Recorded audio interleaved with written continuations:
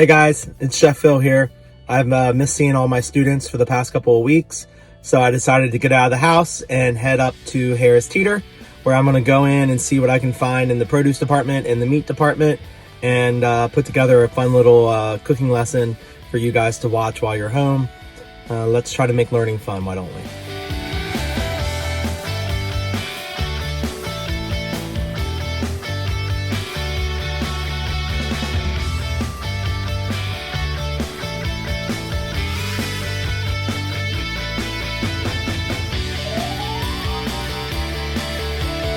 Hey guys, this is Chef Cropper, and I've been missing my students for the past couple of weeks now that we're out of school for the COVID-19. So I thought I would set up my backyard and do a little bit of grilling and teach you guys a few basic culinary techniques and some skills that I can upload into Schoology so you can learn throughout the week while we're not in school.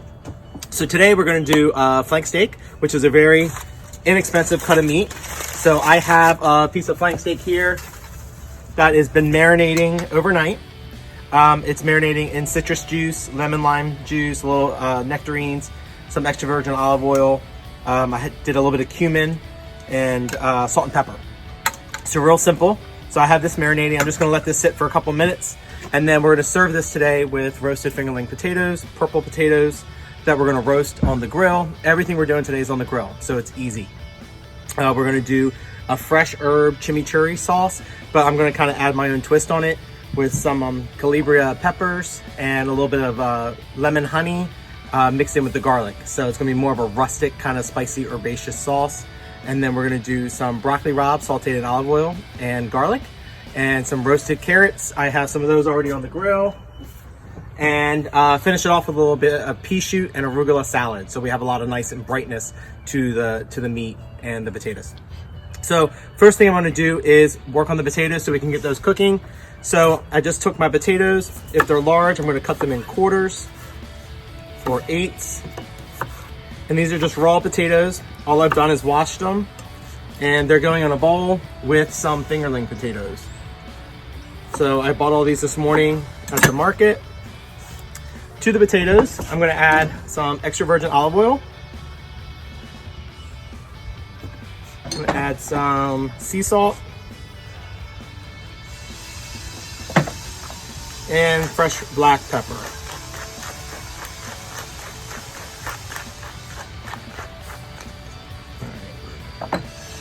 So for these potatoes, I'm just gonna take a metal pan. I call this a sizzle pan.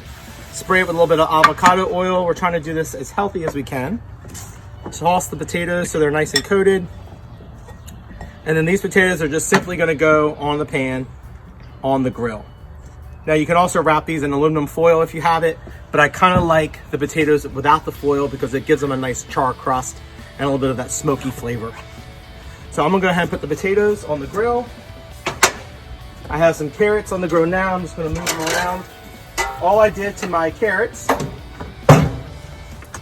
was I took my baby carrots, again, I washed them, cut the tops off, and then they just went on a tray with some olive oil. And I put just a little salt, and then I drizzled them in a tiny bit of an organic raw honey that has some lemon added to it. The honey is going to help the carrots caramelize on the grill and just add a little bit more sweetness to it.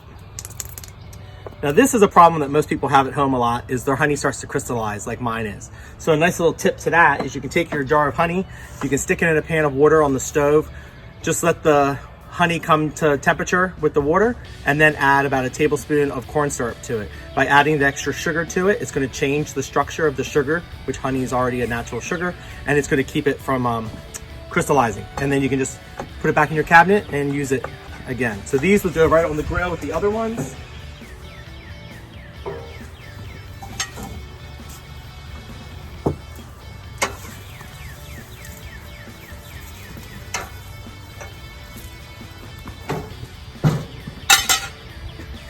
All right, so we're gonna get started on our chimichurri. So I've already gone ahead and chopped up some fresh herbs. A lot of people like to do this in a blender because it's just simple and easy. I prefer to do it more of the rustic natural way where I do it all by hand. So I take my fresh herbs and I just kind of bunch them all up together after I remove the stems. And I just do a rough chiffonade back and forth. So today I'm using cilantro and parsley and oregano. I also added a little bit of green onion and some chive to my mixture. This is a good way to kind of clean out the refrigerator, use whatever herbs you have in your herb garden. I'm personally not a big fan of dill, so I try to stay away from dill unless I'm using it with seafood. And I'm just doing a nice rough chop on my herbs. That will go in my bowl. Now, to that, I made a simple little vinaigrette earlier. So all I have in here is garlic, olive oil, red wine vinegar, and a little bit of that honey. So I'm going to add this mixture to my fresh herbs.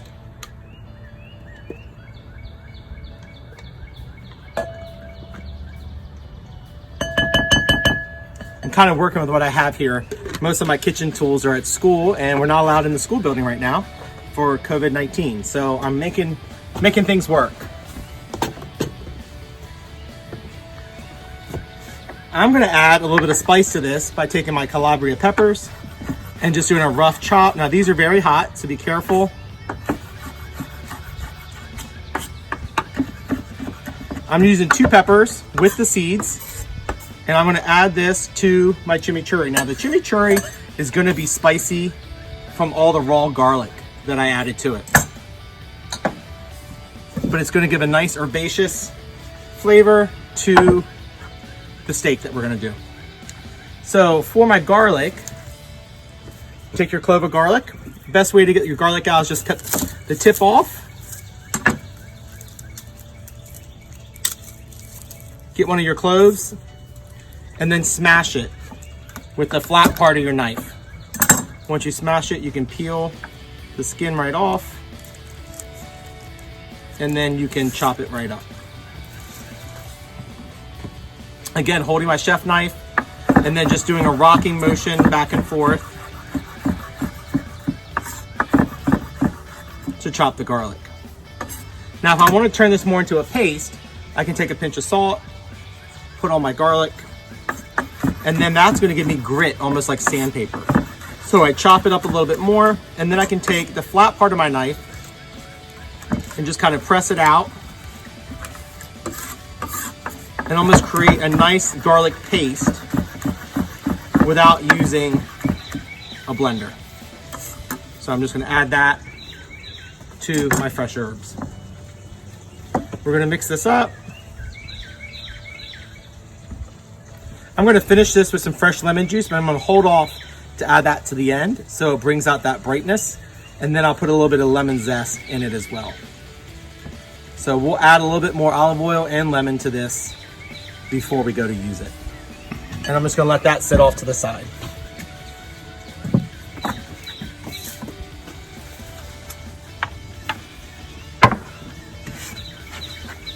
All right, let me check on the grill.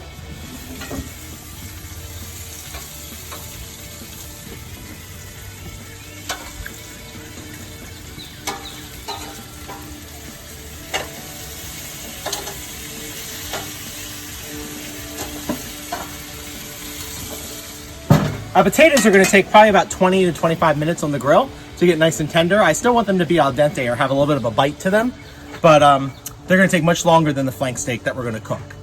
So moving on, I'm going to serve this with some broccoli rabe. So I picked this up at the market this morning.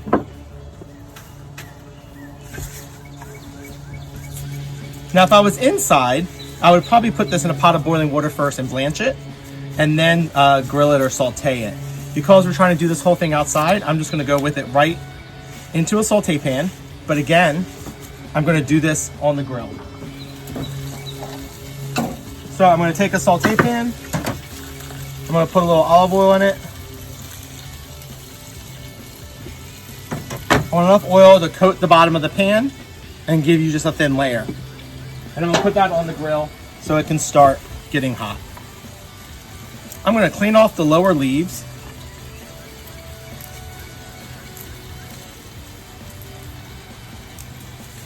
Broccoli rabe is a great vegetable. It's kind of similar to a look of asparagus, but with a floral top. But it tends to have more of a broccoli-like flavor.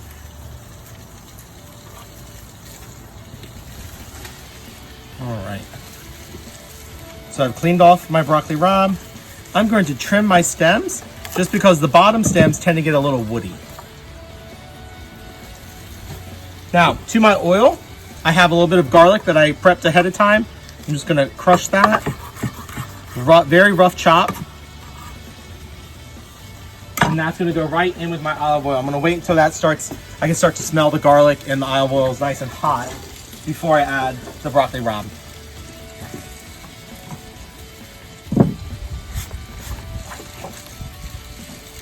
All right, so back to the steak. So I have my nice piece of flank here. And like I said, it's been marinating overnight in this citrus marinade. I now have a spice rub that I created with paprika and cumin and a little granulated garlic, some onion powder. I'm gonna coat just one side of my steak with the seasoning. And then when I'm ready, that will go on the grill with the dry rub side down first. And I'm gonna let that get a nice crust on it before I flip it to the other side. I have a couple of beautiful portobello mushrooms here that we are going to grill. I like to take some of the gills out of my portobellos. I find that they eat better and they don't get as, they don't turn as brown or as black from all the gills. So I'm just gonna cut some of the gills off. You can use your knife to kind of help clean them up. And a portobello mushroom is nice and meaty. Some people say it makes a great alternative to like a hamburger for a vegetarian. I like to slice them up and saute them and put them in pasta dishes. All right, so for this case, I'm just gonna stick my portobello mushrooms in the same citrus marinade.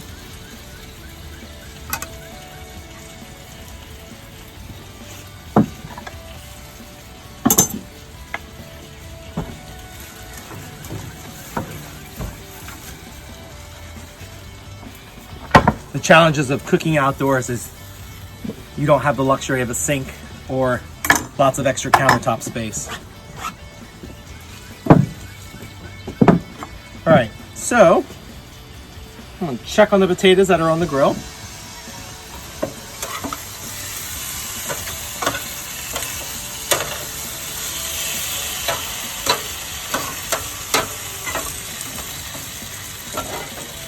My olive oil is starting to get nice and hot.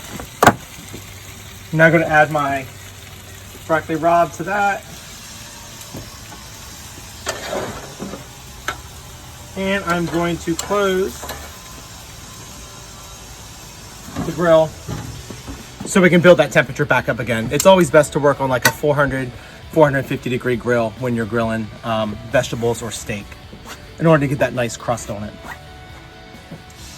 All right, so for the marinade that I used for the flank steak, it was basically clementines or cuties. It's what I had in the fridge. So a nice little trick to take your strainer and squeeze your citrus through the strainer. That way you don't have to worry about the seeds.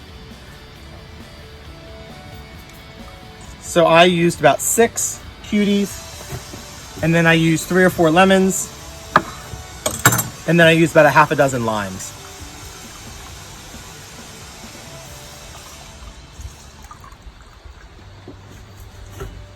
This gives you a nice marinade without any seeds. As long as you don't mix the marinade in with the meat, you can keep it in the refrigerator for about a week before you use it. Just use it a little bit at a time and then discard it. You don't want to reuse it once you have raw meat or chicken sitting in it. All right, so I think it might be fun to take a couple of tomatoes. I have these tiny little baby tomatoes, and I'm gonna take these and just cut these in half.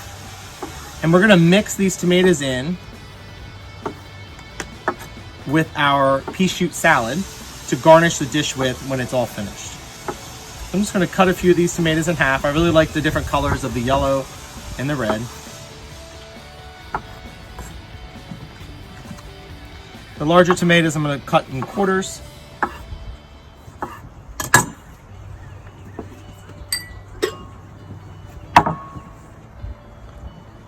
I'll set those aside. And then I'm gonna take my fennel bulb and we're just gonna shave it as thin as we can with your knife. If you have a mandolin, that would be amazing. It's one of those items I forgot to grab before I left school on March 13th. So I'm out of one here at the house. So I'm just gonna shave my fennel. I wanna try to get it as paper thin as I can because we're not gonna cook this. We're just gonna use the fennel raw, and it's gonna add a nice flavor with the salad. Fennel has almost a licorice or a sambuca-like flavor. So if you like black licorice, you're really gonna like it. Reminds me of like anisette as well. But it's really a nice thing to add to salads. So in my bowl,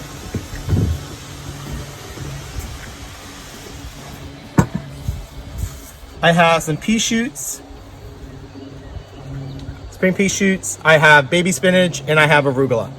So I'm going to add my fennel to that.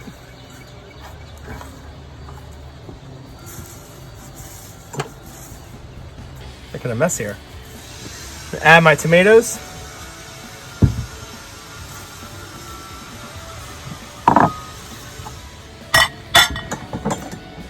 And now I'm just going to do a very simple vinaigrette using some honey white balsamic vinegar.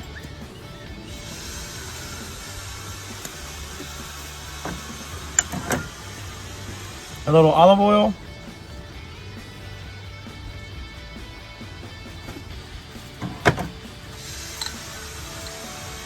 A tiny bit of Dijon mustard. Some salt. And some pepper. Now the Dijon mustard works as an emulsifier.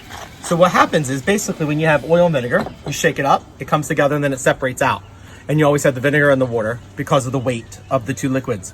So if you add Dijon mustard or mayonnaise or anything like that, anything that has a little bit of fat, or mustard works great because it acts as an emulsifier. It helps to hold your vinaigrette together. So you can just whisk it up and we have a simple little vinaigrette. I just want to keep it very light and fresh, and that's going to go on our salad. You can see that quickly. The broccoli rabe started turning bright green. The garlic started getting a nice brown color. We're just going to let this saute for a couple more minutes.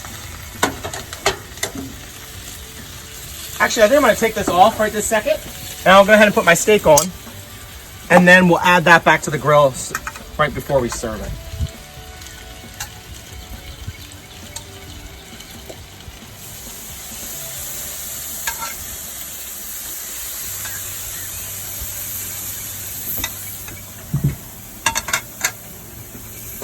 I'm going to take a little bit more of my spice rub and sprinkle on the steak now that I have it on the grill.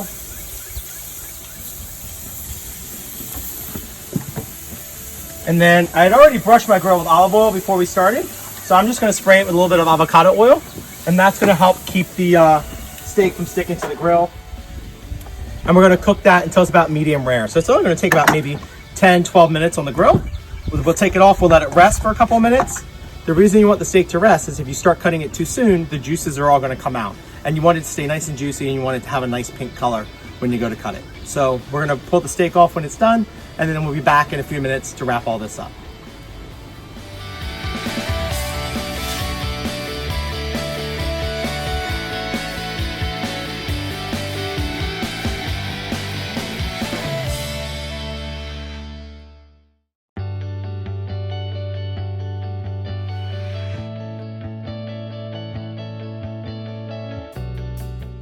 All right, guys, so I've taken the steak off the grill. All I did was, after it cooked for about 5 minutes on each side, I brushed it with the chimichurri, let it cook for like another 5 minutes. Therefore, it sat on the grill for about 10 to 12 minutes, give or take.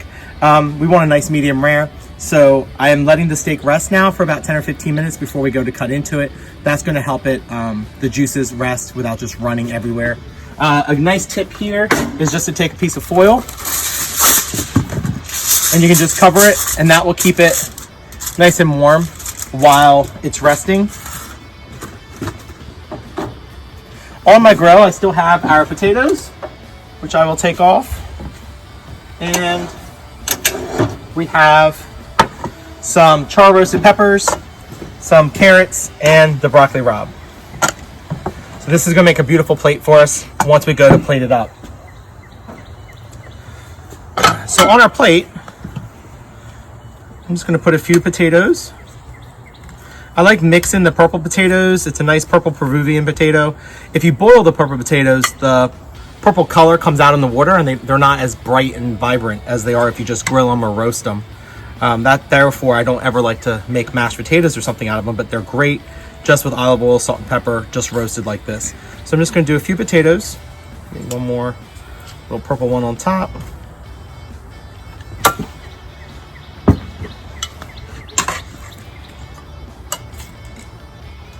So a lot of times when people plate up their dishes, they do what I call the smiley face. And that's where it's like the protein and the starch and the vegetable, and it looks kind of like a happy face on the plate.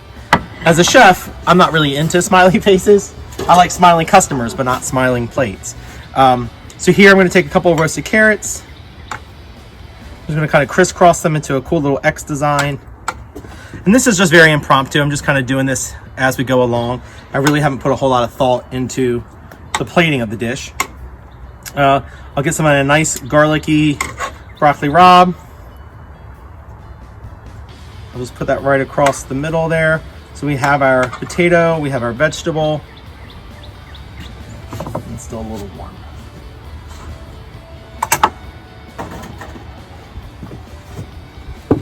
I'm gonna go ahead and dress my salad. So again, this is the shade fennel, the pea shoots, and the arugula. And then I added a few little rainbow tomatoes. This is our honey white balsamic vinegar that we added a little bit of olive oil to, Dijon mustard, salt, and pepper. So I'm just gonna put the dressing. We just want enough to kind of coat the salad, right? We don't want it swimming in dressing. We just want enough to give it a nice little coat. Okay, we'll set that aside.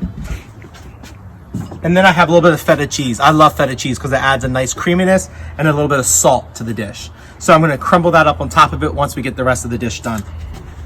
So I have my 2 plates here. I'm gonna go ahead and finish the steak and the mushrooms.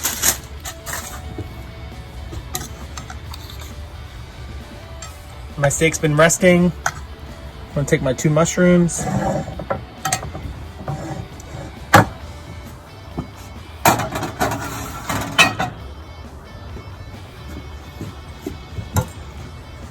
And for the portobello, I'm just going to do, on an angle, some nice slices of portobello. Okay. And then we're going to do some nice slices of the steak.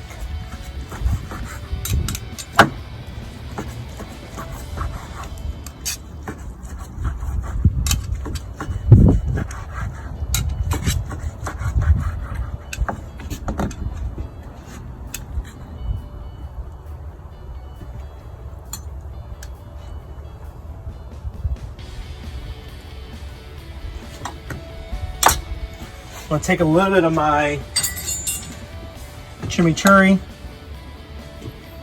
and just kind of put a little bit right across the middle. It's got a lot on the steak already, and it has a lot of garlic in it, so it's gonna be very potent to begin with.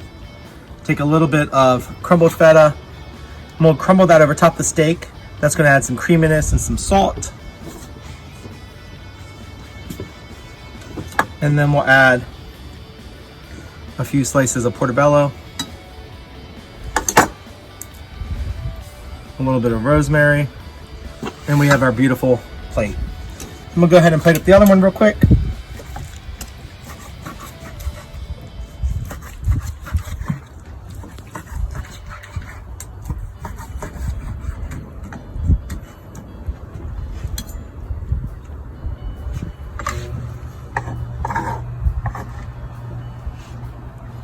Again, a little chimichurri. Some crumbled feta. Feta is one of my favorite cheeses just because of the texture of it and the saltiness of it. It really adds a nice freshness to anything you do. Just a little piece of rosemary for garnish. And then I'm gonna take my simple little salad here. And this I'm gonna kind of pile up right on top. Get a couple of these cute little tomatoes.